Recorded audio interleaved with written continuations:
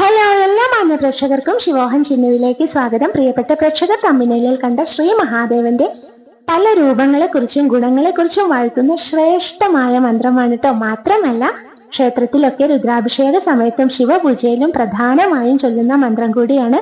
ഈ മന്ത്രം നമ്മൾ മുടങ്ങാതെ ജപിക്കുകയാണെങ്കിൽ സർവ്വ വിജയം കരസ്ഥമാക്കും എന്നാണ് കേട്ടോ പറയുക. മാത്രമല്ല, വളരെയധികം മനസ്സിന് സമാധാനവും സ്വസ്ഥതയും, അത് മാത്രമല്ല ഏത് കാര്യത്തെക്കുറിച്ച് നമുക്ക് തന്നെ ഒരു വ്യക്തത കൈവരുന്നതാണ് കേട്ടോ.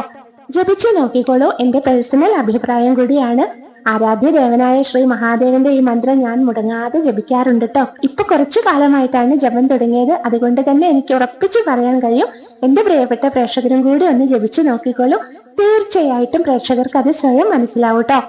ഇനി മന്ത്രം പറഞ്ഞു തരാം. ഓം നമസ്തേ അസ്തു ഭഗവാൻ വിശ്വേശ്വരായ മഹാദേവായ ത്രയംബകായ ത്രിപുരാന്തകായ ത്രികാഗ്നികാലായ കാലാഗ്നിരുദ്രായ നീലകണ്ഠായ മൃത്യുഞ്ജയായ സർവേശ്വരായ സദാശിവായ ശ്രീമൻ മഹാദേവായ നമഃ. നമ എന്ന് പറയാം, നമഃ എന്ന് പറഞ്ഞാൽ യാതൊരു കുഴപ്പമില്ല കേട്ടോ.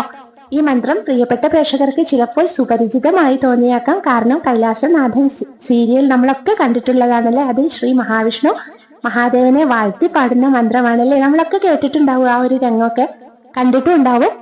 അപ്പൊ എന്റെ പ്രിയപ്പെട്ട പ്രേക്ഷകർ ഈ മന്ത്രം ചൊല്ലി നോക്കിക്കോളൂ. തീർച്ചയായിട്ടും എന്താണ് എന്റെ പ്രേക്ഷകർക്ക് വേണ്ടത് അത് ലഭിച്ചിരിക്കും കേട്ടോ. കാരണം നമ്മുടെ മഹാദേവന്റെ മന്ത്രമല്ലേ, യാതൊരു സംശയം വേണ്ട. ജപിച്ചു നോക്കിക്കോളൂ. എത്ര തവണ എന്നൊന്നുമില്ല കേട്ടോ. എങ്ങനെയാണോ കഴിയുക അതിനനുസരിച്ച് ജപിച്ചോളൂ. യാതൊരു പ്രശ്നവും ഇല്ല കേട്ടോ ഈ മന്ത്രം ജപിക്കുന്നത്. അപ്പൊ ഇന്നത്തെ വീഡിയോ ഇവിടെ പൂർണ്ണമാവാണ്. വീഡിയോ ഇഷ്ടപ്പെട്ടാൽ ചാനലിന് സബ്സ്ക്രൈബ് ചെയ്യണം, ലൈക്ക് ചെയ്യണം. എല്ലാവർക്കും ഒന്ന് ഷെയർ ചെയ്ത് കൊടുക്കും ചെയ്തോളൂ. എല്ലാവർക്കും ശ്രീ മഹാദേവന്റെ കൃപാകടാക്ഷവും സംരക്ഷണവും ഒക്കെ ലഭിക്കട്ടെ എന്ന് കൂടി പ്രാർത്ഥിക്കുന്നു. Thank you.